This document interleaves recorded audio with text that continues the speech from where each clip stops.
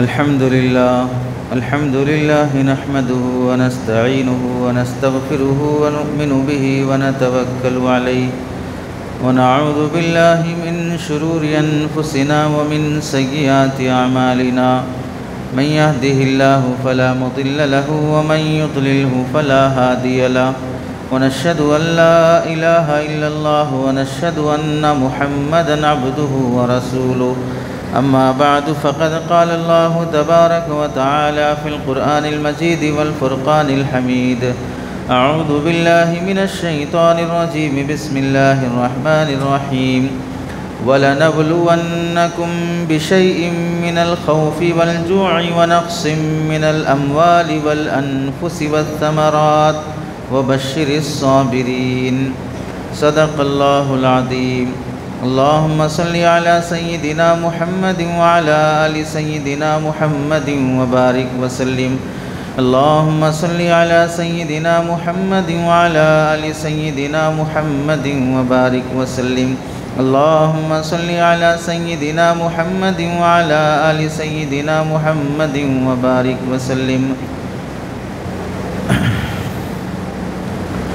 میرے محترم عزیزوں، بزرگوں اور دوستوں، قرآن مجید کی مختلف آیات کی روشنی میں آپ حضرات کے سامنے جس عنوان پر آج لب کشائی کرنی ہے وہ ہے ہم مسلمانوں پر آزمائشیں کیسے آتی ہیں اور کیوں آتی ہیں۔ ہم سب جانتے ہیں کہ دنیا دارالامتحان ہے، یہ امتحان کی جگہ ہے، یہ عمل اور محنت کی جگہ ہے، یہ بدلے اور انصاف کی جگہ نہیں ہے۔ یہاں 100 آدمیوں کے قاتل کا سزا کے طور پر بھی ایک ہی بار قتل ہوتا ہے۔ 100 آدمیوں کے بدلے 100 بار کسی کا قتل نہیں ہوتا ہے۔ قیامت میں 100 قاتلوں کے بدلے 100 قتل کے بدلے 100 بار قتل کیا جائے گا، 100 بار سزا دی جائے گی۔ پتہ چلا دنیا امتحان کی جگہ ہے، یہ بدلے کی جگہ نہیں ہے، بلکہ اگر کہا جائے دنیا آزمائشوں کا گھر ہے۔ یہاں راحت کم، نقصان زیادہ اور مصیبتیں زیادہ رہتی ہیں۔ بقول حضرت تھانوی رحمۃ اللہ علیہ کے اگر اس دنیا میں کسی کو راحت مل جائے تو تعجب کرے کہ راحت کیسے مل گئی، یہ تو مصیبتیں ملنے کی جگہ ہے۔ راحت پانے کی جگہ تو جنت ہے، آخرت ہے، وہاں حقیقی طور پر انسان کو راحت ملے گی، چین اور سکون ملے گا۔ یہاں مصیبتیں آئیں تو کچھ تعجب نہ کرنا، اس واسطے کہ یہ جگہ ہی مصیبتوں کی ہے، یہ جگہ ہی آزمائشوں کی ہے۔ اب جس کسی کو بھی راحت محسوس ہو رہی ہے وہ عارضی راحت ہے، جسے جنت کی راحت کے مقابلے میں راحت ہی نہیں کہا جا سکتا، جسے جنت کے سکون کے مقابلے میں سکون ہی نہیں کہا جا سکتا۔ جیسے اگر یہاں لوگ جوان بھی ہیں، جنت کی جوانی اور یہاں کی جوانی میں بہت فرق ہے۔ یہاں لوگ صحت مند ہیں، جنت میں ملنے والی صحت اور یہاں کی صحت میں بہت فرق ہے۔ یہاں لوگ خوش ہیں، جنت کی خوشی اور یہاں کی خوشی میں زمین آسمان کا فرق ہے۔ یہ سب چیزیں عارضی ہیں، ختم ہو جانے والی ہے۔ جوانی بھی ختم، صحت بھی ختم، خوشی بھی ختم، دولت بھی ختم، عہدے بھی ختم، سب ختم ہیں۔ تو دنیا دراصل آزمائشوں کا گھر ہے۔ چنانچہ تفسیر عزیزی میں جلد نمبر 1 صفحہ نمبر 336 پر لکھا ہے، حضرت آدم علیہ السلام کا جب مجسمہ آسمانوں پر بنایا گیا اور اس پتلے اور مجسمے پر اللہ نے 40 دن تک بارش فرمائی، اس 40 دن کی بارش میں 39 دن اللہ نے غم کی بارش فرمائی اور 1 دن خوشی کی بارش فرمائی۔ اس سے معلوم ہوا انسان کو اگر خوشی ملتی ہے تو 40 دن میں ایک بار ملے گی، 40 غموں کے بعد پھر کوئی خوشی کا موقع آئے گا۔ تو یہ دراصل خوشی کی دنیا نہیں ہے، یہ غم کی دنیا ہے۔ یہاں ہر انسان کو غم سے گزرنا پڑتا اور ہر انسان غم سے گزرتا ضرور ہے۔ اس وقت دیکھ لیں پوری دنیا کے انسان بالعموم اور پوری دنیا کے مسلمان بالخصوص کسی نہ کسی طرح مشکلوں اور مصیبتوں میں گھرے ہوئے ہیں۔ ہر آئے دن مشکلات سے دوچار ہو رہے ہیں، ہر طرف سے، ہر قسم کے، ہر آئے دن ہر دن کا سورج ایک نئی مصیبت لے کر طلوع ہوتا ہے، جبکہ اس دن کی شام اس مصیبت کو لے کر غروب نہیں ہوتی ہے۔ ابھی مصیبت ختم ہوئی نہیں ہوتی کہ دوسری مصیبت آ جاتی ہے، ایک ٹینشن ختم ہوا نہیں ہوتا، ایک نیا ٹینشن شروع ہو جاتا ہے۔ پتہ چلا دنیا بہر صورت مصیبتوں سے گزرنے کا نام ہے۔ قرآن مجید میں اللہ تعالیٰ ارشاد فرماتے ہیں وَلَنَبْلُوَنَّكُمْ، ہم یقین بالیقین ضرور بضرور تمہیں آزمائیں گے، من الخوف، ڈر کے ذریعے، والجوع، بھوک کے ذریعے، ونقص من الاموال، مال میں کمی کے ذریعے، والانفس، اور جان میں کمی کے ذریعے، والثمرات، اور پیداوار اور پھلوں میں کمی کے ذریعے، وبشر الصابرین، صبر کرنے والوں کو خوشخبری سنا دو۔ کون ہیں؟ الذین اذا اصابتہم مصیبہ، جب ان لوگوں پر کوئی آزمائش اور مصیبت آتی ہے تو یہ واویلا مچانے، شور اور شر پیدا کرنے کے بجائے قالو، کہتے ہیں انا للہ و انا الیہ راجعون، ہم سب بھی تو اللہ ہی کے ہیں اور یہ سب اللہ ہی کا ہے، ہم سب کو اسی کی طرف لوٹ کے جانا ہے۔ آج اپنا کوئی مرا ہے، کل مجھے بھی مرنا ہے، میں کون سا یہاں رہنے والا ہوں۔ آج اگر میرا کچھ لٹ گیا ہے تو کل میں خود لٹ جانے والا ہوں، میں خود مٹی ہو جانے والا ہوں، میں کون سا ہمیشہ رہنے والا ہوں۔ کوئی بھی نعمت تم سے چلی جائے، افسوس اور شکایت کرنے کے بجائے صبر سے کام لو اور یہ کہو کہ ہم سب اللہ کے ہیں، ہم خود اپنے نہیں ہیں کہ ہم کچھ غم کر سکیں۔ اس آیت میں اللہ تعالیٰ نے آزمائش کی قسمیں بتائی، 5 طریقوں سے اللہ تعالیٰ آزماتے ہیں، خوف کے ذریعے، بھوک کے ذریعے، مال کے ذریعے اور جان کے ذریعے اور کمائی اور پیداوار کے ذریعے۔ ان 5 طریقوں سے اللہ تعالیٰ بندے کو آزماتے ہیں۔ آزمانے کی اور بھی شکلیں ہیں، یا جو بھی شکلیں ان 5 شکلوں میں وہ داخل ہو جائیں گی۔ دوسری آیت میں اللہ تعالیٰ فرماتے ہیں ام حسبتم ان تدخلوا الجنۃ ولما یأتکم مثل الذین خلوا من قبلکم، کیا تم یہ گمان کرتے ہو اور سمجھتے ہو کہ تم جنت میں داخل ہو جاؤ گے؟ ولما یأتکم مثل الذین خلوا من قبلکم، اور جبکہ تم پر پہلے گزرے ہوئے لوگوں کی طرح ابھی کوئی حالات اور مصیبتیں نہیں آئی ہیں۔ بغیر مصیبت، بغیر آزمائش اور امتحان کے بہت سافٹ مسلم گلاب جامن بن کے جنت میں جانا چاہتے ہو، کوئی ہاتھ نہ لگائے، کوئی گالی نہ دے، کوئی کانٹا نہ چبھے، کوئی بیماری نہ آئے، کوئی تکلیف نہ ہو، بہت نرم مسلمان ہے، سیدھے پیدا ہوا، شرافت سے جیا اور سیدھے جنت میں چلا گیا۔ ایسا ہرگز نہیں ہوگا۔ فرماتے ہیں مستہم البأساء، پہلے لوگ جو تم سے پہلے مسلمان گزرے ہیں انہیں اللہ تعالیٰ نے آزمایا ہے تکلیفوں کے ذریعے، والضراء، مصائب اور پریشانیوں کے ذریعے، وزلزلوا، انہیں جھنجھوڑا گیا۔ زلزلہ آنے پر زمین ہل جاتی ہے، ویسا انسانوں کو، قوموں کو جھنجھوڑا گیا، ہلا دیا گیا۔ حتی یقول الرسول والذین آمنوا معہ متی نصر اللہ، یہاں تک جھنجھوڑا گیا، یہاں تک آزمائشیں، مصیبتیں آئی۔ پبلک تو پبلک، اس زمانے کے رسول بھی پکار اٹھے متی نصر اللہ، اب اور مدد کب آئے گی؟ کتنا انتظار کریں مدد کے اور اللہ کی نصرت کے لیے۔ رسول بھی اللہ کے دربار میں پکار اٹھے ان آزمائشوں اور مصیبتوں کو دیکھ کر، تو اللہ نے کیا جواب فرمایا؟ الا سنو ان نصر اللہ قریب، اللہ کی مدد بہت قریب ہے۔ پتہ کیا چلا؟ پہلے لوگوں پر بھی آزمائشیں آئی ہیں، نبیوں پر بھی آزمائشیں آئی ہیں۔ جانتے ہیں حضرت ایوب علیہ السلام کو کیسی بیماری آئی، جانتے ہیں کہ حضرت یوسف علیہ السلام کو قید خانے کی زندگی گزارنی پڑی، جانتے ہیں حضرت عیسیٰ علیہ السلام کو یہودی قتل کرنے کے در پہ ہو گئے، جانتے ہیں کہ حضرت زکریا اور حضرت یحییٰ علیہ السلام کو یہودیوں نے قتل کر دیا، شہید کر دیا۔ تو یہ سارے آزمائشیں نبیوں کے ساتھ ہوئی ہیں۔ ہمارے نبی محمد صلی اللہ علیہ وسلم کے ساتھ کتنی آزمائشیں۔ مکہ مکرمہ میں نماز کی حالت میں اونٹ کی اونجڑی لا کر ڈال دی جاتی، بیٹیوں کو طلاق دے دی گئی، گلیوں میں پتھر مارے گئے، چہرے انور پر ناؤز باللہ تھوکا گیا، گلے میں چادر ڈال کر کھینچی گئی۔ کیسی کیسی آزمائشیں کہ وقت کا نبی اپنا پیدائشی گاؤں اور شہر چھوڑ کر دوسرے گاؤں میں جا کر زندگی گزارنے پہ مجبور کر دیا گیا، جسے شریعت کی اصطلاح میں ہجرت کہا جاتا ہے۔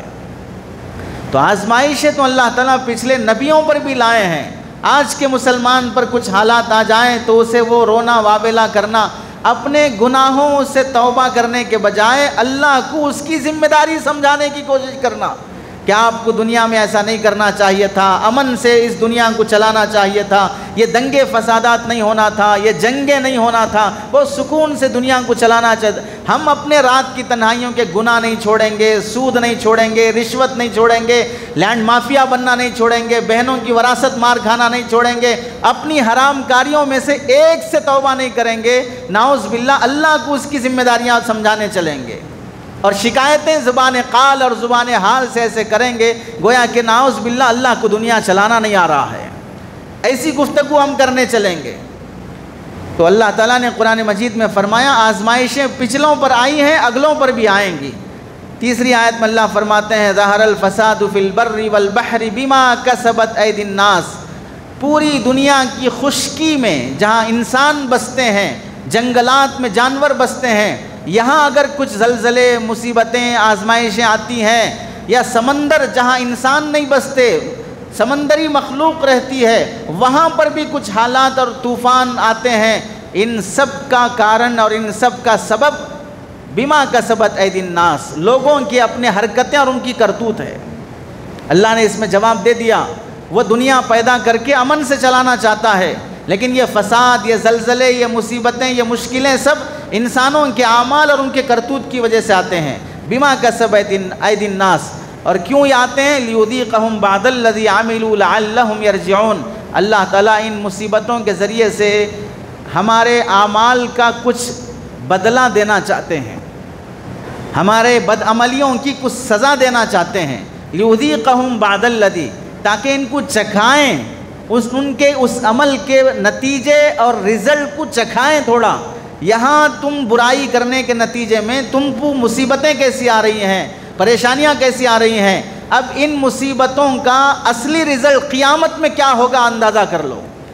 یہ چکھانا ہے بس بیماریوں کے ذریعے سے، اصل رزلٹ تو آخرت میں آنے والا ہے، اب وہ کیسا ہوگا دیکھ لو پھر۔ اور یہ دیکھنے کے بعد کیا ہوگا؟ لعلہم یرجعون، ہو سکتا ہے توبہ کر لیں، رجوع اللہ کر لیں، گناہوں سے توبہ کر کے بعض اچھے مسلمان بن جائیں، اللہ کے بندے بن جائیں۔ یہ اللہ تعالیٰ واپس اپنی بندگی یاد دہانی کرنے کے طور پر اللہ تعالیٰ بندوں پر حالات اور مصیبت لاتے ہیں۔ اب دیکھ لیں قرآن مجید میں اللہ تعالیٰ نے 5 شکلیں بیان کی ہیں آزمائش کی، اور ان 5 شکلوں کی جو حکمتیں علماء نے مرتب کی ہیں وہ 9 حکمتیں مرتب کی ہیں کہ ان 5 طریقوں سے بندوں کو آزمایا جاتا ہے، اور ان آزمائش کے پیچھے اللہ کی حکمت کیا ہوتی ہے۔ 5 طریقوں کی آزمائشیں ہیں اور 9 طریقے کی اللہ نے حکمتیں پوشیدہ رکھی ہیں۔ پہلا آزمائش کا طریقہ اللہ کا کیا ہے؟ خوف کے ذریعے سے۔ مفسرین میں حضرت ابن عباس رضی اللہ تعالیٰ عنہما نے لکھا ہے خوف سے مراد دشمن کا خوف۔ اب انسان کا دشمن کون ہے؟ اصل میں دیکھا جائے تو ایک مسلمان کا دشمن خود اس کا نفس ہے، اس کا شیطان اس کا دشمن ہے، اور اس کے علاوہ ظاہری طور پہ دیکھا جائے جو اسلام کے دشمن ہیں، جو مسلمانوں کے دشمن ہیں، جو سیاسی کرسیوں پہ بیٹھے ہوئے تشدد پسند فرقہ پرست طاقتیں ہیں جو اسلام اور مسلمانوں کو مٹانا چاہتے ہیں، چاہے وہ فرد کی شکل میں ہو، چاہے وہ قوم کی شکل میں ہو، چاہے وہ سیاسی لیڈر کی شکل میں ہو، چاہے وہ قانون کی شکل میں ہو، کسی بھی شکل میں مسلمانوں کو اللہ تعالیٰ خوف سے آزماتے ہیں۔ چنانچہ نبی کریم صلی اللہ علیہ وسلم کے زمانے میں دیکھیں، خود اللہ کے نبی علیہ السلام جب مدینہ منورہ تشریف لائے ہجرت کر کے، شروع میں ایسا خوف مکے کے مدینہ منورہ کے یہودی اور وہاں کے منافقوں کا ایسا خوف طاری تھا۔ حضرت عائشہ رضی اللہ تعالیٰ عنہ فرماتی ہیں، ترمذی شریف حدیث نمبر 3756، اس میں آیا ہے کہ ایک بار اللہ کے نبی علیہ السلام نیند سے بیدار ہو کے بیٹھ گئے اور خوف ظاہر ہونے لگا، اور پھر فرمایا کاش میرے صحابہ میں کوئی صالح اور نیک صحابی میرا پہرا دیتے، میری حفاظت کے لیے میرے گھر کے باہر کھڑے ہوتے تلوار لے کر، تاکہ کوئی دشمن گھس کے نہ آئے اور ہماری جان خطرے میں نہ پڑے۔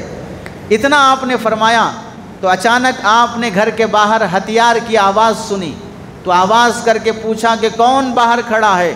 تو حضرت سعد ابن ابی وقاص رضی اللہ تعالیٰ عنہ نے جواباً فرمایا یا رسول اللہ سعد باہر کھڑا ہے تلوار لیے، آپ کی حفاظت اور پہرے کے لیے کھڑا ہوں۔ آپ تفسیر پڑھیں، آپ سیرت رسول پڑھیں گے تو پتہ چلے گا شروع کا دور مدینہ منورہ کا بہت خوف کا دور تھا۔ یہودی بھی چال بازی کرتے تھے، منافقین بھی مکاری کرتے تھے۔ اللہ کے نبی علیہ السلام کو مکے والے فیس ٹو فیس مارنے کی کوششیں کیے، لیکن مدینے والے پیٹھ پیچھے وار کرنے کی کوشش کیے، جو منافق اور یہودی تھے۔ تو شروع کا خوف کا عالم یہ تھا۔ آج بھی ہم دیکھ لیں انسانوں کو مختلف طرح کا خوف لگا رہتا ہے، کوئی حق بات کہنے سے ڈرتا ہے، کوئی حکومتوں سے ڈرتا ہے، کوئی اپنے اوپر کے لیڈر سے ڈرتا ہے، کوئی سوسائٹی اور سماج سے ڈرتا ہے، کوئی اپنے سسرال سے ڈرتا ہے۔ ہر آدمی ڈر اور خوف کی حالت میں حق کو اختیار کرنے کے لیے تیار نہیں ہوتا ہے۔ لوگ حق کسے سمجھتے ہیں؟ جو ان کے حق میں بولا جائے۔ حق کسے سمجھتے ہیں؟ جو ان کے حق میں بولا جائے۔ باقی اگر ان کے خلاف اور اپوزٹ میں بولا جائے اسے حق نہیں سمجھتے، اگرچہ کہ وہ حق ہو۔ حق کسی کے باپ کی گھر کی لونڈی نہیں ہے، کام کرنے والی ہوم میڈ نہیں ہے کہ ہمارے فیور میں بولا جائے تو حق ہے، ہمارے خلاف بولا جائے تو غلط ہے۔ ظاہر سی بات ہے، دین اور شریعت کا کون سا مضمون ایسا ہے جسے ہر شخص کو پسند آتا ہے؟ حتیٰ کہ دیکھ لیں اگر ایک اللہ کے بارے میں، توحید کے بارے میں بولا جائے تو کافروں کو پسند نہیں آئے گا۔ وہ کہیں گے کہ اللہ ایک کیسے ہو سکتا ہے؟ اللہ اکبر پر کتنا جھگڑا اور ڈیبیٹ نہیں چل رہا ہے یوٹیوب پر، کتنا اسے ہنگامہ نہیں مچایا جاتا اذان پر، اذان کی پابندی پر۔ تو کیا ان لوگوں کے پسند نہ کرنے کی وجہ سے کلمہ لا الہ الا اللہ بھی چھوڑ دیا جائے؟ ایسی مداہنت تھوڑی کی جائے گی جیسے کہ آج کل ایک ویڈیو وائرل ہو رہا ہے، بعض ہری پگڑیاں پہنے ہوئے جاہل اور پاگل قسم کے لوگوں کا جھنڈے لیے ہوئے اور پھر عجیب قسم کی چھتریاں لیے ہوئے، ہری پگڑیاں باندھے ہوئے کلمہ لا الہ الا اللہ کو بدل کر وہاں پر عبد القادر جیلانی شان اللہ لکھا جا رہا ہے اور یہ کلمہ پڑھا جا رہا ہے۔ اس سے تھوڑی کوئی مسلمان باقی رہے گا۔ یہ مسلمانوں کے نام پر داغ اور دھبا ہوتے ہیں۔ رسول اللہ کلمہ وہ چیز ہے جسے پڑھ کر مسلمان ہوتے ہیں اور جس کے انکار سے مسلمان کافر ہو جاتا ہے۔ اور اس کلمے کے نام پر بعض وہ لوگ ہیں جو اولیاء کا دامن نہیں تھامیں، اولیاء کا دامن نہیں چھوڑیں گے۔ ایسی بکواس کرنے والے نالائق اور بدتمیز قسم کے لوگ جنہیں نہ ولی کی شان معلوم ہے، نہ ولی کے کارنامے معلوم ہے، نہ ان اولیاء کے مجاہدے اور قربانیاں معلوم ہیں، ان اولیاء کا نام لے کر صرف اپنا پیٹ پالتے ہیں، اولیاء کا نام لے کر اپنا گھر چلاتے ہیں، اولیاء کا نام لے کر مردوں کے نام پر کھانے کھا کے مرتے ہیں اور پھر نام اولیاء کا لیتے ہیں۔ کلمے کی تبدیلی کی جائے گی۔ اذان کا ایک لفظ کم نہیں کیا جا سکتا، ایک لفظ بڑھایا نہیں جا سکتا، جبکہ اذان 5 بار ہوتی ہے اور کلمہ لا الہ الا اللہ تو وہ اسلام کی بنیاد ہے تو مسلمان، نہیں ہے تو کافر، اس کو بدلا جا رہا ہے اور پھر وہ نام ولیوں کا لیا جا رہا ہے۔ تو اگر کوئی مضمون کسی کو پسند نہیں آتا، اب داڑھی شریعت میں واجب ہے، داڑھی کے متعلق بولو، جو غیر داڑھی والے ہیں ان کو غصہ آئے گا۔ جوڑا جہیز شریعت میں حرام ہے تو جوڑا جہیز کے بارے میں بولو، جو جہیز خور ہیں ان حرام خوروں کو پسند نہیں آئے گا۔ سود لینا شریعت میں حرام اور ناجائز ہے، مٹی لینے دینے والے ان کو سود کا مضمون پسند نہیں آئے گا۔ جھوٹ اور ڈنڈی مارنا شریعت میں حرام اور ناجائز ہے، جو دھوکہ دے کر کما رہے ہیں ان کو پسند نہیں آئے گا۔ ایک بالغ زمین ناحق قبضہ کر لینے پر 7 زمینوں کے برابر اللہ طوق ڈالیں گے قیامت کے دن۔ لینڈ مافیا کو یہ ٹاپک پسند نہیں آئے گی تو کون سا مضمون بولا جائے گا؟ نماز چھوڑنے والوں کو نماز کے بارے میں بولا جائے تو پسند نہیں آئے گا۔ شرعی لباس، سنت والا لباس پہننے کے بارے میں بولا جائے، فیشن پرست حولے قسم کے نوجوانوں کو پسند نہیں آئے گا جو لڑکیوں کے کپڑے پہن کر فیشن دکھاتے ہیں۔ تو ظاہر سی بات ہے شریعت کا وہ مضمون کون سا ایسا جو سارے انسان جس پر متفق ہو جائیں گے؟ ہاں ہو سکتا ہے کوئی ایسا مضمون ہو جس میں صرف ٹکا کے کھانے کی بات آتی ہو تو کھائیں اور نکل جائیں، کوئی اور بات ہی نہ رہے، کیونکہ یہ قوم پیدا ہوئی تو بھی کھاتی ہے، مرتی ہے تو بھی کھاتی ہے۔ تو خوف کسی کا اللہ تعالیٰ آزماتے ہیں، ہاں صرف اور صرف اللہ کا خوف ہو، اس کے علاوہ کسی کا خوف نہ ہو۔ یہ خوف قابل تعریف ہے، یہ مقصود ہے کہ اللہ سے بندہ ڈرے، اللہ کا ڈر پیدا ہو، قیامت کے دن کھڑے ہونے کا ڈر پیدا ہو، موت کا ڈر پیدا ہو، قبر کا ڈر پیدا ہو۔ یہ شریعت میں مطلوب ہے کہ آدمی اس سے ڈرے۔ اللہ کے علاوہ اور شریعت کے علاوہ کسی اور سے ڈرنا، یہ ڈر شریعت میں مطلوب نہیں ہے۔ دوسرا جو آزمائش کا طریقہ اللہ کی طرف سے بھوک کے ذریعے سے، بھوک سے مراد قحط سالی ہو، فاقہ ہو، غریبی ہو، کھانے کو کھانا نہیں ہو، گزارا مشکل ہو، قرضوں پہ جینا پڑ رہا ہو، اللہ تعالیٰ اس سے بھی آزماتے ہیں۔ چنانچہ ماضی میں دیکھیں حضرت یوسف علیہ السلام نبی ہیں اور بادشاہ بھی ہیں، ان کے زمانے میں سورہ یوسف میں مذکور ہے اللہ تعالیٰ 7 سال ایسے قحط سالی کے لائے کہ کھانے کے لیے ترسنا پڑتا تھا، اور اس بھوک کے عالم میں خود حضرت یوسف علیہ السلام بھی گزرے ہیں، نبی بھی اس فاقے کو جھیلا اور برداشت کیا ہے۔ تو پچھلے زمانے میں بھی اللہ تعالیٰ نے قوموں کو بھوک کے ذریعے سے آزمایا۔ خود مکہ مکرمہ میں جہاں آپ علیہ السلام کو کئی طریقوں سے ستایا گیا، کعبۃ اللہ کے سامنے نماز کی حالت میں اونٹ کی اوجڑی لا کر ڈال دی گئی، گلے میں چادر ڈال کر کھینچا گیا، گلیوں میں بدنام کرنے کی کوشش کی گئی، گھر کا گھیرا کر کے قتل کرنے کے لیے 100 نوجوان ننگی تلوار لے کر کھڑے ہو گئے۔ یہ ساری تکالیف اور منظر برداشت آپ علیہ السلام نے کیا۔ حد سے زیادہ جب تکلیفیں پار ہو گئی تو جو ذات بابرکت پوری امت کے لیے رحمت للعالمین بن کے آئی تھی، اس نبی رحمت نے بھی ہاتھ اٹھا دیے کہ اللہ مکے والوں پر ایسی قحط سالی نازل کر دے جو مصر والوں پر آپ نے نازل کی تھی۔ یہ بد دعا آپ علیہ السلام نے مکے والوں کو دی ہے۔ یہاں سے سمجھو رسول اللہ نے بھی جب تنگ کیا کافروں نے تو بد دعا کے لیے ہاتھ اٹھائے ہیں۔ تو بہت سے لوگ سمجھتے ہیں کہ ہمارے نبی نے کبھی کسی کو بد دعا نہیں دیا ہے۔ بد دعا دیا ہے، اپنی ذات کی خاطر نہیں دیا ہے، اسلام اور شریعت پر بات آئی ہے تب دشمنوں کو بد دعا دی ہے۔ تو آپ علیہ السلام کی بد دعا قبول ہوئی، مکے والوں پر 7 سال کے قریب یا چند سال ایسے گزرے، چند مہینے ایسے گزرے جس میں آسمان سے بارش کا ایک قطرہ نازل ہونا بند، اور قافلے والے جو غلہ اور اناج لاتے تھے وہ اناج اور قافلے آنا بند، زمین سے کوئی پیداوار اور کھجوروں کی پیداوار بند، یہاں تک ہو گیا کہ بھوک کی وجہ سے آسمان کی تپتی ہوئی دھوپ اور ادھر نیچے سے پیٹ کی بھوک، انہیں دھواں ہی دھواں نظر آتا تھا، راستے پہ پڑا ہوا خون چاٹ لینے پہ مجبور ہو جاتے اور مردار کھانے پہ مجبور ہو جاتے۔ مسلمان تو تھے نہیں پہلے سے وہ لوگ۔ پھر سفیان، حضرت سفیان، یہ ابو سفیان جو آپ علیہ السلام کے رشتہ دار ہیں، وہ آپ علیہ السلام کے پاس آ کر درخواست کیے، معافی مانگی کہ آپ ہی کے رشتہ دار ہیں، بھوک سے مر رہے ہیں، آپ تھوڑا دعا فرما دیں۔ تو پھر آپ علیہ السلام فوراً ہاتھ اٹھا کر دعا فرمائی، تب قحط سالی ختم ہوئی۔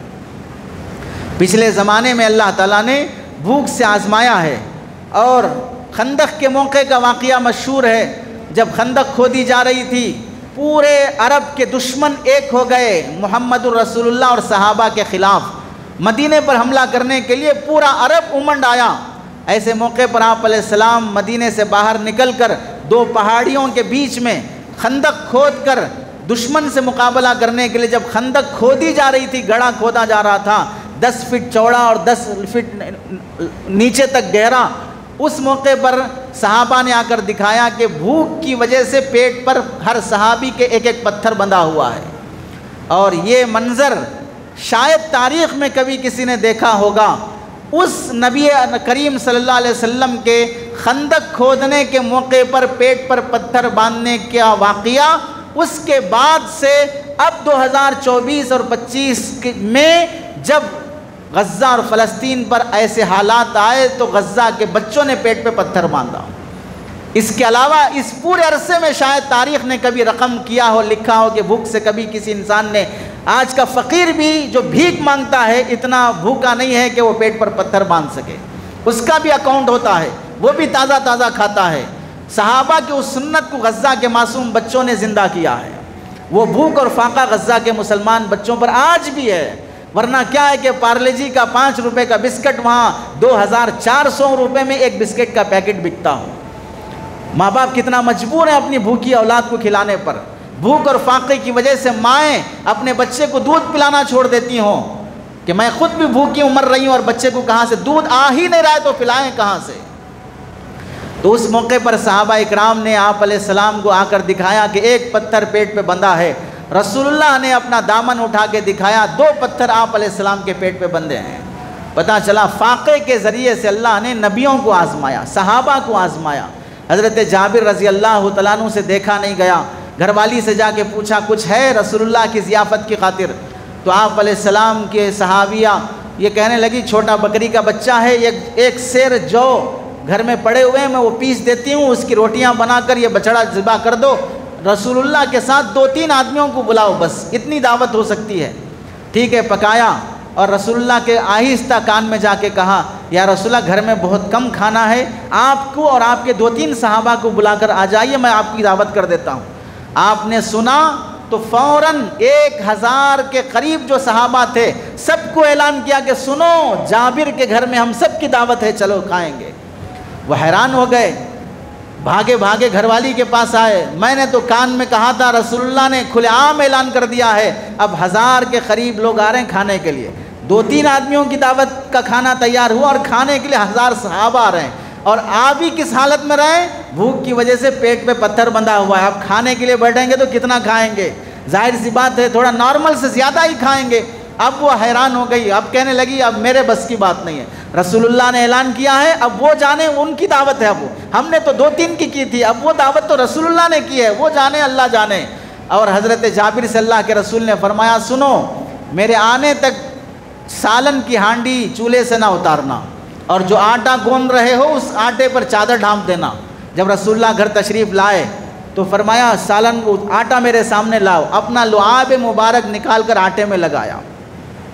یہ معجزہ تھا رسول اللہ کا، اللہ نے بتایا ہوگا تب جا کر آپ نے لعاب نکال کر آٹے میں لگایا، چادر ڈھانپ دی اور کہا آٹے تھوڑا تھوڑا کر کے نکال کر روٹیاں بناتے جاؤ، اور سالن میں آپ علیہ السلام نے اپنا لعاب ڈالا یا دم کیا جو بھی ہو، اور ایک ایک چمچ اس میں سے نکال کر ڈالتے جاؤ۔ 1-2 آدمیوں کا کھانا بنایا گیا تھا، 2-4 آدمیوں کا، 1000 صحابہ پیٹ بھر کر کھایا، سب نے سب سیر ہو کر فارغ ہوئے۔ اس کے بعد بھی حضرت جابر فرماتے ہیں میری ہانڈی سالن سے پھر بھی ابل رہی تھی، اور آٹا جتنا برتن میں رکھا ہوا تھا وہ ویسے ہی باقی تھا، تھوڑا بھی اس میں کمی نہیں آئی اور ختم نہیں ہوا۔ یہ آپ علیہ السلام کا معجزہ اور اللہ کی قدرت تھی۔ یہاں رک کر سمجھیں، بعض نادان اور بیوقوف قسم کے لوگ کہتے ہیں یہی تو فاتحہ ہے، اسی تو سے برکت آتی ہے۔ مارے گھٹنا پھوٹے سر، گھٹنے کو مارے تو سر پھوٹ گیا، عجیب طرح کا استدلال ہے۔ آپ نے لعاب نکال کر لگایا، آپ علیہ السلام کے لعاب میں شفا اور برکت ہے، ہمارے لعاب میں شفا اور برکت ہے۔ آج فاتحہ دلانے والا تھوکتا ہے کھانے پر یا لعاب نکال کر ڈالتا ہے؟ ڈالیں گے کھائے گا کوئی؟ کون پسند کرے گا کس کا لعاب؟ وہ اللہ کے نبی کی قدرت اور معجزہ تھا۔ یہاں کوئی سورہ پڑھنا ثابت ہے، قرآن پڑھنا ثابت ہے، حدیث میں آیا کہ آپ نے قرآن پڑھ کے دم کیا ہو، اس کے بعد غریبوں کو کھانا کھلایا ہو؟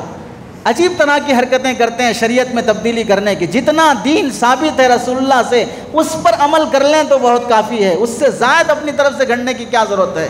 یہ صرف ضرورت کیوں پیش آئی ہے؟ برکت کے نام پر خوب ٹکا کے کھانے کے واسطے، اس واسطے یہ ضرورتیں پیدا ہوئی ہیں۔ تو اس میں معلوم ہوا بھوک کے ذریعے سے اللہ تعالیٰ بندوں کو آزماتے ہیں۔ تیسری آزمائش کا طریقہ ہے نقص اموال، مال میں کمی کے ذریعے اللہ تعالیٰ آزماتے ہیں۔ چنانچہ حضرت ابن عباس رضی اللہ تعالیٰ عنہ فرماتے ہیں نارمل کسی کے پاس پیسہ نہیں ہونا یہ کوئی عیب نہیں ہے، اللہ کا انتظام ہے، کسی کو مالدار کسی کو غریب بناتے ہیں۔ ہاں اللہ کے دین کی اشاعت کے نام پر خرچ کرنے کے لیے پیسہ نہیں ہے تو تم آزمائے جا رہے ہو اللہ کی طرف سے۔ اعلان ہوا زکوٰۃ نکالو، سال ہو چکا ہے زکوٰۃ نہیں نکال رہے ہو، اب تم اللہ کی آزمائش کے در پہ آ گئے، اب تمہارا مال آزمایا جائے گا۔ دے کر آزمایا تھا، اب اللہ چھین کر آزمائیں گے۔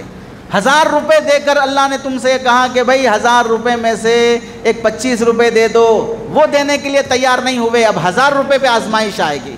لاکھ روپے دے کر یہ کہا کہ 2500 روپے کسی غریب کو دے دو، نہیں دیا، اب لاکھ روپے پہ آزمائش اللہ کی طرف سے آ جائے گی۔ یہ آزمائش کا طریقہ ہے فرائض پورے نہ کرنا۔ اشاعت دین مسجد کی تعمیر ہے، مدرسے کی تعمیر ہے، فلاں بیوہ کی مدد کرنا ہے، فلاں غریب کا سہارا بننا ہے، فلاں یتیم کا سہارا بننا ہے، بیوہ بہن کی کفالت کرنا ہے، بیوہ بیٹی گھر واپس آ گئی ہے، اس کا سہارا بننا ہے، بیوہ بہن واپس گھر آ گئی ہے، اس کا سہارا بننا ہے، یہاں خرچ کرنے کے لیے تیار نہیں، اپنی خواہشات پہ لٹانے کے لیے تیار ہے، اب اس پیسے پہ آزمائش آ جائے گی، اللہ کی طرف سے پکڑ آ جائے گی۔ حضرت ابن عباس رضی اللہ تعالیٰ عنہ فرماتے ہیں اشاعت اسلام پر خرچ میں کمی کر دینا یہ مال کی آزمائش کی دعوت ہے اللہ کی طرف سے۔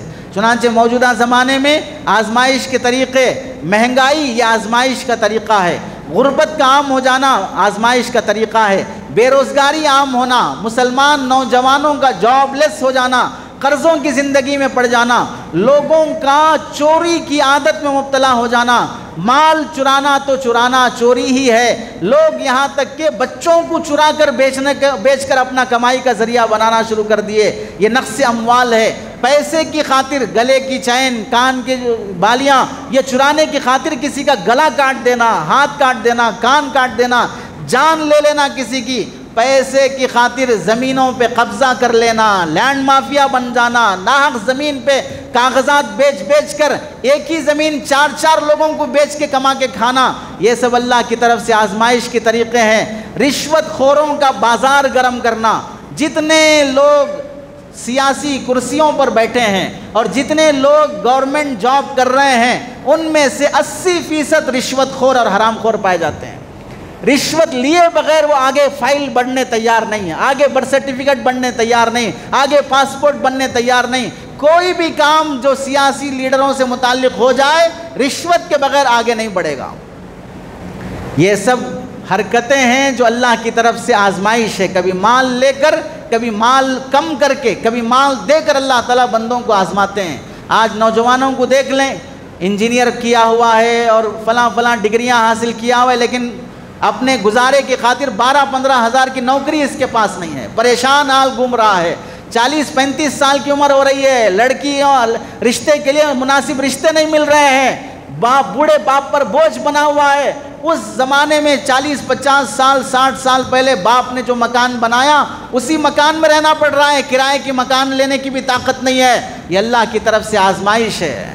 بہنوں کا حق دینے کے لیے تیار نہیں ہے، رو رہی ہیں پھوپھیاں، بہنیں، خالائیں کہ ہماری باپ کی وراثت، ماں کی وراثت تقسیم کر دو، ماں باپ کے انتقال ہوئے 20 سال ہو گئے، ان کی پراپرٹی تقسیم کرو گے، ہمیں جو حصہ ملے گا وہ حصہ ہم ہو سکتا ہے ہماری اولاد کو دیں، ہو سکتا ہے ہم کسی مسجد کو دیں، کسی مدرسے کو دیں، کچھ نیکی کر لیں، لیکن یہ حرام کے بھائی جو حرام کھانے پہ تلے ہوئے ہیں بہنوں کی وراثت تقسیم کر کے دینے تیار نہیں، چچا اور خالہ کی اور پھوپھی کی وراثت تقسیم کر کے دینے کے لیے تیار نہیں ہے۔ یہ مال کی آزمائش ہے جو اللہ تعالیٰ بندوں پر لاتے ہیں۔ اب دیکھ لیں کون سا گھر ایسا ہے جہاں پر شریعت کے حساب سے وراثت تقسیم ہوئی اور میں وہ پیور حلال مال کھا رہا ہوں، میرے باپ نے بھی صحیح تقسیم کیا، میرے دادا نے بھی صحیح تقسیم کیا، میں بھی صحیح تقسیم کر رہا ہوں، ایک پائی میں کسی کے حرام کی نہیں لے رہا ہوں۔ ہو سکتا ہے ہوں گے اللہ کے بندے، ایسا نہیں کہ پوری قوم ہلاکت میں ہو، لیکن کتنے فیصد ہیں؟ کیا وہ نیک بندے کافی ہیں اللہ کی رحمت کو دعوت دینے کے لیے؟ 80% حرام خوری پر تلے ہوئے ہیں، 20% اگر حلال کا اہتمام بھی کرتے ہوں تو کیا اللہ ان 20% کی حلال کی وجہ سے اور 80% کے حرام خوروں کی وجہ سے فیصلے نہیں بدلیں گے؟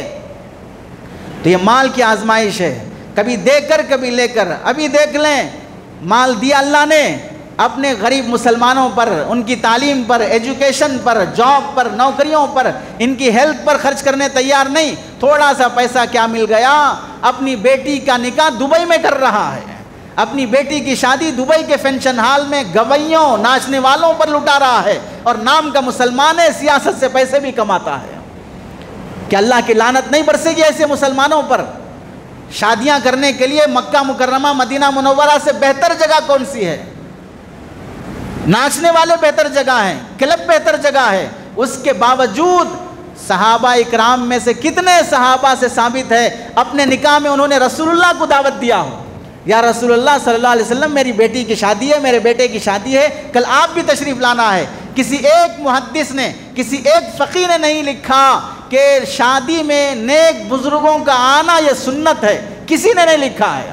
تبھی تو حضرت عبد الرحمن بن عوف رضی اللہ تعالیٰ عنہ صحابی رسول، اتنا اللہ نے دھن دولت دیا، اتنا خرچ انہوں نے کیا، لٹایا، کہ اس کے باوجود بھی رسول اللہ کو اپنی نکاح میں، اپنے شادی میں دعوت نہیں دی۔ اطلاع تک نہیں کیا، خبر تک نہیں سنائی.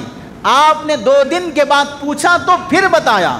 پتہ چلا رسول اللہ صلی اللہ علیہ وسلم کو بھی نکاح میں بلانا کوئی سنت نہیں ہے، تبھی صحابہ نے نہیں بلایا. اور ہم کیا کرتے ہیں، تھوڑی سی دولت مل گئی، فلاں کارپوریٹر کو بلاؤ، فلاں MLA کو بلاؤ، فلاں صاحب کو بلاؤ، فلاں صاحب کو بلاؤ، ان کا ٹیبل الگ رکھو. یہ سارے کھانے کے مزیدار چیزیں ان سب سیاسی لیڈروں کی خاطر. جب اماں مر گئی، جب باپ مر گیا، جب دادا مر گیا، جب جنازہ اٹھ گیا، مدرسے کے بچوں کو بلاؤ، ایصال ثواب کریں گے. نکاح اور ولیمے میں سارے لیڈر آئیں گے، اور جب کوئی جنازہ اٹھا اور مر گیا، مدرسے کے بچوں کو کھانا کھلا سکتے؟ یہ سوال کریں گے. یہ ہے تمہاری آخرت کا محل، یہ ہمارے اللہ کے پاس نیکی اور ثواب کا محل. 1 پیسے کا ثواب نہیں ملے گا ایسے فیصلوں اور ایسی نیتوں کے بعد. چوتھا، اللہ کی طرف سے آزمایا جانا. نقص انفس، جان کے ذریعے سے اللہ آزماتے ہیں. طریقے کیا ہیں؟ جوانی کی موت، اپنوں کی موت، بیماریوں کی کثرت، ایکسیڈنٹ پہ ایکسیڈنٹ، آزار، پیر سے معذور، ہاتھ سے معذور، آنکھوں سے معذور، علاج پر مہنگا خرچ لگ جانا، غزہ کے معصوموں کی شہادت، مسلمانوں کا لنچنگ میں مارے جانے کے واقعات، مسلمان بیٹیوں کے مرتد ہونے کے بعد ان کی لاش کبھی ٹرک کے نیچے، کبھی ریلوے پٹری کے نیچے، کبھی کنویں پر، کبھی فریج میں ٹکڑوں کی شکل میں مرتد لڑکیوں کی لاشوں کا پایا جانا، بے قصور مسلمانوں کو جیل کی سزا، ناحق مسلمانوں پر مقدمات لگائے جانا، علماء پر جھوٹے الزامات اور قید و بند کی سزا، اور مختلف بیماریوں کا اللہ کی طرف سے آنا، کرونا وائرس اور مختلف وائرس میں مبتلا کیا جانا، عزت نفس پر حملے کیے جانا، یہ سب نقص انفس میں داخل ہے. آج بھی دیکھ لیں کون مسلمان کس کس بیماری میں مبتلا ہے. چلے جائیں 1 گھنٹے کے لیے کسی بھی سرکاری ہاسپٹل میں، 1 گھنٹہ کھڑے ہو کر بیماروں کو دیکھو اور خود اللہ کا شکر ادا کرو، اللہ نے کتنی بڑی نعمت دی ہے صحت.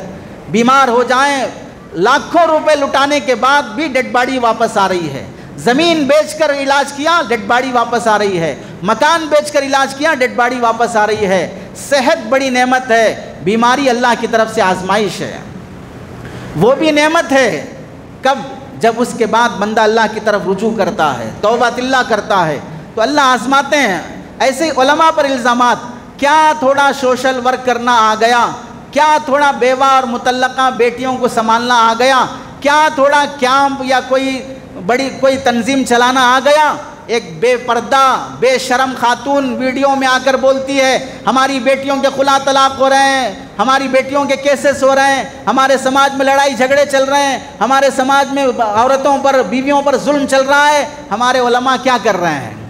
آپ کیا کر رہے ہیں محترمہ؟ تھوڑا بتائیے. ہمارے علماء شریعت کیوں نہیں بتاتے ہیں؟ جمعہ میں جتنے بیانات ہوتے ہیں وہ سارے بیانات سود کھانے پر ہوتے ہیں کہ سارے لوگ سود کھاؤ، سارے لوگ جہیز لو، سارے لوگ بیویوں پہ ظلم کرو، سارے لوگ بیٹیوں کا جہیز مار کے کھاؤ. ایسے بیانات آج تک کسی عالم نے کیا ہے؟ سننے والی قوم کہاں ہے؟ سن کر عمل کرنے والی پبلک کہاں ہے؟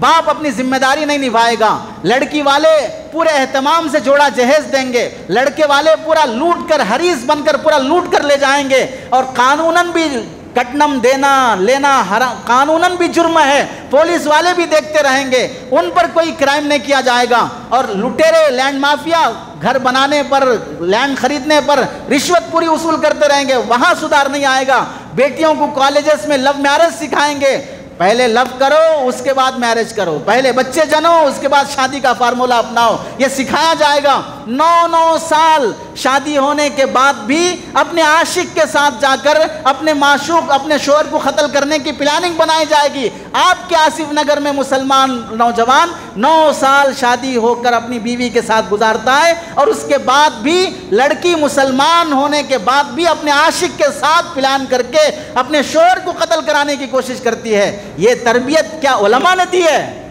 یہ تربیت کیا مدارس نے دی ہے؟ ماں باپ کی ذمہ داری ہے، سماج کی ذمہ داری ہے، شوہر کی ذمہ داری ہے، سسرال کی ذمہ داری ہے. وہ تربیت نہیں کی جائے گی. یہاں جو بیانات علماء چیخ چیخ کر کرتے ہیں، ہو سکتا ہے کہ بھئی ہم صحیح نہ بولتے ہوں، ہمیں بولنا نہیں آتا ہے، ہمیں عنوان نہیں آتا، ہمیں بولنے کی ٹاپک چوز کرنا نہیں آتا. میرے علاوہ ساری باقی ہزاروں لاکھوں علماء ہیں، وہ تو صحیح بولتے ہوں گے. ہزاروں مسجدیں ہیں، وہ تو صحیح رونا روتے ہوں گے. پھر کیا وجہ ہے کہ سماج میں تبدیلی نہیں آ رہی ہے؟ اور جو تبدیلی آئی ہے، جو لوگ ڈھنگ کے نظر آتے ہیں، جو لوگ سنجیدہ ہیں، دین اور شریعت پہ چل رہے ہیں، یہ سب کس کی برکت ہے؟ بے پردہ محترمہ کی برکت ہے، جو ایک ویڈیو میں کیا بولنا آ گیا، آ کے بک کے چلے گئے، اپنے اوپر شریعت پہلے نافذ نہیں کر سکی، پردے میں نہیں آ سکی، اپنی بیٹی کو نہیں سنبھال سکی، اپنے شوہر کی فرما بردار نہیں بن سکی۔ یہ ساری تبدیلیاں جو دکھ رہی ہیں، دعوت و تبلیغ کی محنت اس میں داخل نہیں ہے، مدارس کی محنت اس میں داخل نہیں ہے، علماء کی محنت اس میں داخل نہیں ہے۔ کیا پولیس والے گھر گھر جا کر لوگوں کی اصلاح کر رہے ہیں؟ کیا لیڈر گھر گھر جا کر لوگوں کی اصلاح کر رہے ہیں؟ کون کام کر رہا ہے؟ کام کرنے والوں کی قدر کرو۔ افسوس سے کہنا پڑتا ہے، اللہ نے اس قوم کو جو بڑی صلاحیت اور نعمت دی ہے، جیسا کہ ایک مولانا نے کہا، یہ قوم ایک کام میں بہت ٹاپر ہے، بہت اللہ نے کمال سے نوازا ہے اس مسلمان قوم کو۔ کیا ہے وہ کمال؟ ٹانگ کھینچنے کا کمال۔ یہ قوم ٹانگ کھینچنا بڑی اچھا جانتی ہے، اچھا کام کرنے والوں کی ٹانگ ہو، اچھے علماء کی ٹانگ ہو، اچھی تنظیموں کی ٹانگ ہو۔ بلکہ انہوں نے کہا کہ اگر اس قوم کو جہنم کے دروازے پہ بٹھا دیا جائے تو فرعون کی بھی ٹانگ اور ابو جہل کی بھی ٹانگ کھینچ کے اسے جہنم سے بچا لیں گے، اتنا یہ ٹانگ کھینچنا جانتی ہے۔ اور جنت کے دروازے پہ بٹھا لیا جائے تو صحابہ کی بھی ٹانگ کھینچ کے انہیں جنت سے باہر کر دیں گے، اتنا یہ ٹانگ کھینچنا جانتی ہے۔ اچھے لوگوں کی قدر کرنا، کام کرنے والوں کی قدر کرنا، یہ اس قوم کو آنا پتہ نہیں کب آئے گا۔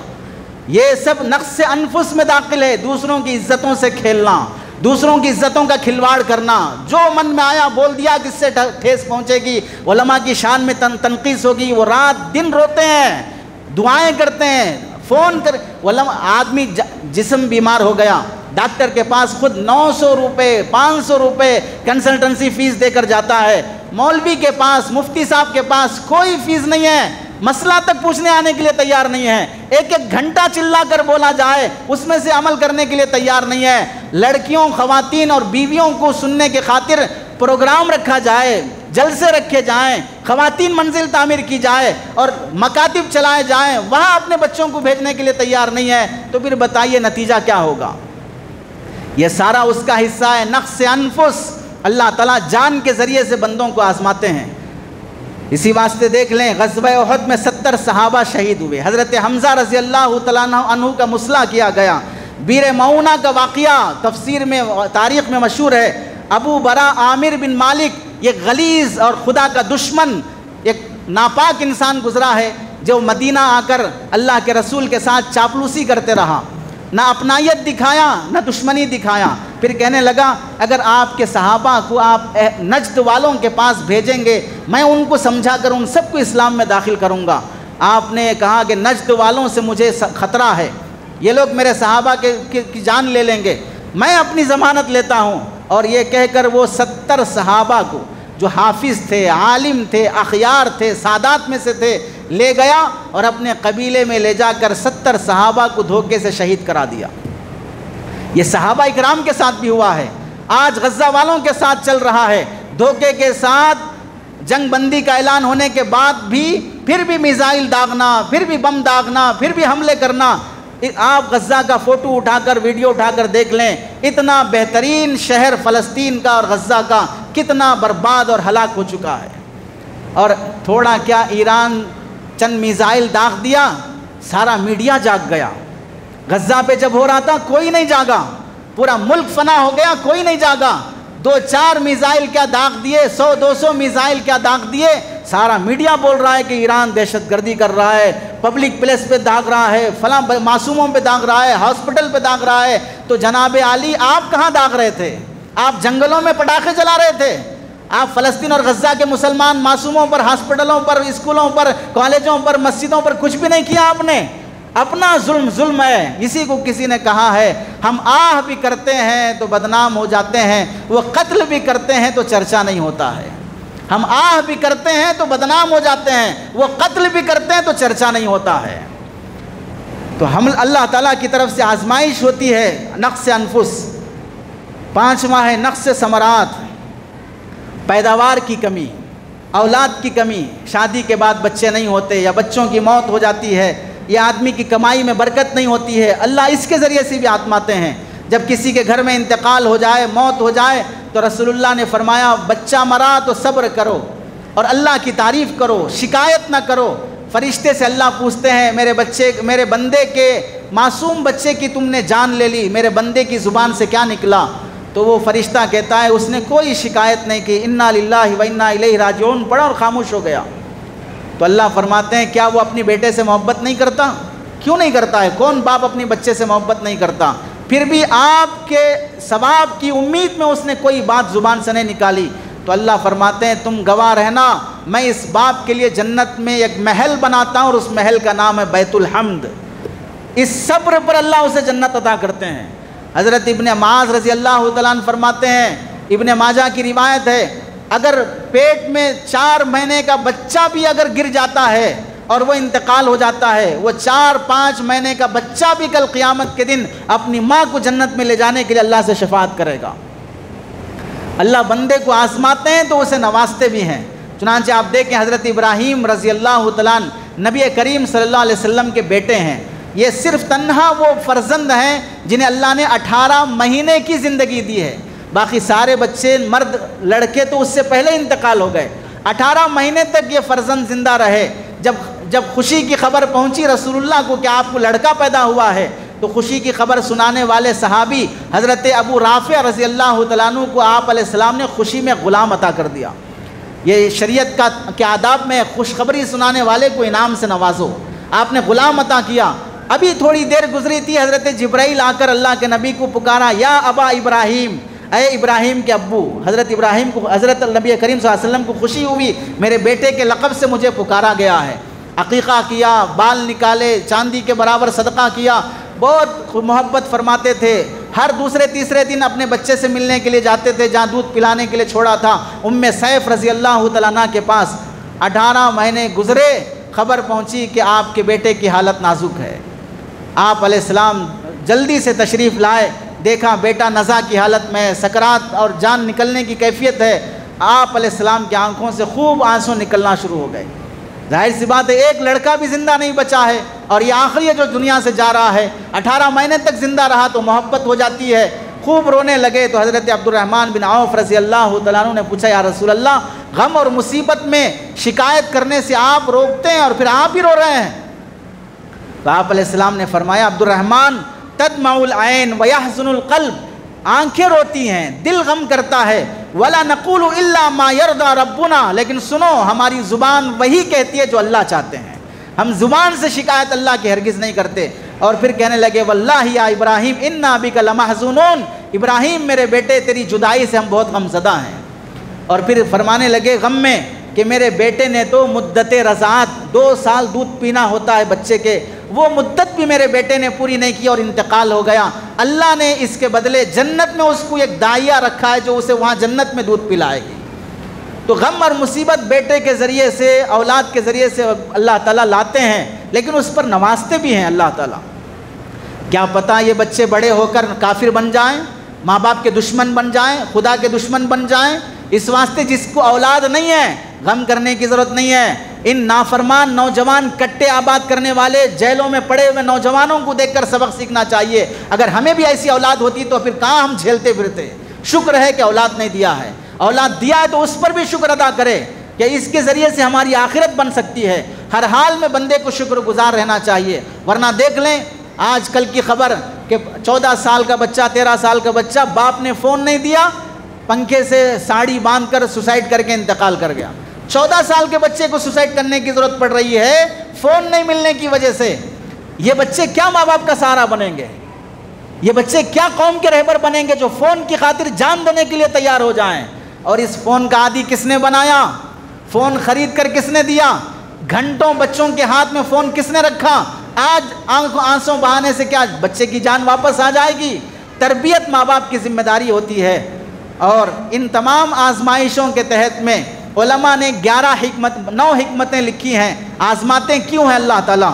چنانچہ بنیادی طور پہ ایک قاعدہ یاد رکھ لیں، فعل الحکیم لا یخلو عن الحکمہ، حکیم کا کوئی کام حکمت سے خالی نہیں ہوتا ہے۔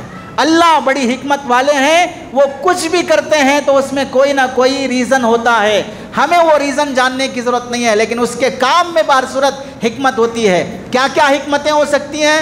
نمبر 1، اللہ تعالیٰ بندے کو آزمائش لاتے ہیں، بندے کو بندہ بنانے کے لیے۔ بعض مرتبہ نعمتیں پاتے پاتے بندہ فرعون بن جاتا ہے، بندہ خود کو خدا سمجھ بیٹھتا ہے، تو یہ خود فراموشی بھی کرتا ہے، خدا فراموشی بھی کرتا ہے۔ اس کو فرعون سے ہٹا کر انسان بنانے کے لیے اللہ تعالیٰ آزمائشیں لاتے ہیں۔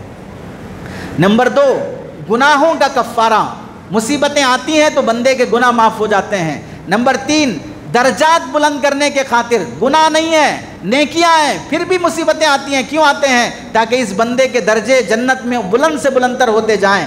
نمبر 4، آزمائشیں اس واسطے آتے ہیں کہ بندہ نعمت کو بھول کر غفلت میں پڑا رہتا ہے، اپنی کوتاہیوں پر کبھی دھیان نہیں جاتا، میں کتنا اللہ کا بڑا مجرم بنا ہوا، زمین اور دھرتی پر بوجھ بنا ہوا پھر رہا ہوں، یہ کبھی احساس نہیں ہوتا، تو اللہ احساس دلانے کے لیے آزمائشیں لاتے ہیں۔ نمبر 5، انسان کو اس کی حقیقت اور حیثیت دکھانے کے لیے لاتے ہیں۔ غرور، تکبر، پیسے کا، عہدے کا، لیڈرشپ کا، یہ غرور جب آتا ہے تو اللہ تعالیٰ کان پکڑ کر ہاسپٹل میں ایڈمٹ کر دیتے ہیں، اور جب پیخانہ کوئی اور دھونے والا، چادر کوئی اور بدلنے والا، اس حسن پر، اس طاقت پر، اس عہدے پر غرور کرنے والا آج چند قطروں کے لیے ترس رہا ہے، یہ اللہ تعالیٰ حقیقت بتانے کے لیے لاتے ہیں۔ نمبر 6، انسان کو کبھی کبھار دنیا کی حقیقت اور اصلیت سمجھانے کے خاطر، یہ ساری دنیا مچھر کے پر کی حیثیت نہیں رکھتی ہے، یہ تم جھگڑے، ایک دوسرے کے دشمن، قتل، مرڈر، زمین کے قبضے، یہ سب کیا حیثیت ہے، یہ حیثیت بتانے کے لیے اللہ تعالیٰ آزمائش لاتے ہیں۔ نمبر 8، اللہ تعالیٰ نمبر 7، نعمت کی قدر پیدا کرنے کے لیے۔ انسان کی فطرت ہے، جب تک اس کے پاس نعمت ہے قدر نہیں ہوتی، نعمت چلی گئی تب قدر ہوتی ہے۔ کتنا پکارتے رہے، راتوں کی دعوتیں مت قبول کرو، 12 بجے کے بعد مت کھاؤ، شادی بیاہ کے دعوتیں، ہر مسالے دار کھانا چیز ضروری نہیں ہے، ٹائم پہ سو جاؤ، ٹائم پہ اٹھ جاؤ، نہیں سنے، شوگر آ گیا، کولیسٹرول آ گیا، بی پی آ گیا، کینسر آ گیا، فلاں آ گیا، اب ٹائم پہ کھا رہے ہیں، اب ٹائم پہ سو رہے ہیں، اب مسالے کی چیزوں سے بچ رہے ہیں، اب کیا ہو گیا، جب چڑیا چگ گئی کھیت، اب تو سب چلا گیا، اب دوائیوں پہ جیتے رہو بس۔ یہ اللہ تعالیٰ آزمانے کے لیے لاتے ہیں۔ اسی طرح 9ویں چیز ہے بندے کے اعمال کا نتیجہ۔ جب میٹھا کھائے ہو تو مٹھاس آئے گی، کڑوا کھائے کڑواپن لگے گا، کھانا کھائے پیخانہ آئے گا، یہ اللہ تعالیٰ نتیجہ دکھاتے ہیں کہ تمہارے کرتوتوں کی سزا تمہیں ملنی چاہیے۔ یہ 9 حکمتیں ہیں جو اللہ تعالیٰ بندوں کو آزمائشوں میں مبتلا کرتے ہیں۔ ان 9 حکمتوں کی تفصیل الگ ہے، ہر حکمت کو سمجھانے سے سمجھ میں آتا ہے کہ اللہ تعالیٰ ہر حکمت کے پیچھے کیا کیا پوشیدہ راز رکھے ہیں۔ خلاصے کے طور پر اللہ کا کوئی کام حکمت سے خالی نہیں ہوتا ہے۔ ہمیں کیا کرنا چاہیے؟ نمبر 1، اللہ کی طرف رجوع کریں، توبہ کریں، معافی مانگیں، حالات اور مصیبت آنے پر ہرگز شکایت اور بے صبری نہ کریں۔ نمبر 2، صبر سے کام لیں، نیکیوں پر باقی رہیں، عبادت کی طرف رجوع کریں۔ نمبر 3، صدقہ خیرات کا اہتمام کریں، مصیبت والوں کو دیکھ کر اللہ کا شکر ادا کریں۔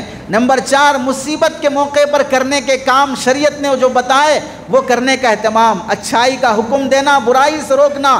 نمبر 6، اتباع سنتوں کے مطابق زندگی گزارنے کی کوشش کرنا۔ نمبر 7 ہے گناہوں سے توبہ کرنا اور ایک اچھے بندے بن کر جینے کی کوشش کرنا۔ آزمائشوں میں یہ کام کریں گے، آزمائشیں دور ہوں گی، دور نہیں بھی ہوئے جنت اللہ تعالیٰ مقدر طے کر کے رکھا ہے۔ اگر نئی شکایتیں، گناہ، پھر لو فیل ہو گیا، کیا کر رہا ہے؟ شراب جا کے پی رہا ہے، لڑکی چھوڑ گئی، کیا کر رہا ہے؟ سگریٹ شروع کر لیا، گٹکا تمباکو شروع کر لیا۔ اس سب سے غم ہلکے ہونے والے نہیں ہیں، بیماریاں پیدا ہونے والے ہیں۔ کبھی سجدے اللہ کے سامنے کر کے رو، اللہ تعالیٰ جنت کی حوریں بنا کر دے دیں گے۔ اللہ سے دعا ہے کہ اللہ تعالیٰ عمل کی توفیق نصیب فرمائے۔ آمین۔ وآخر دعوانا ان الحمد للہ رب العالمین۔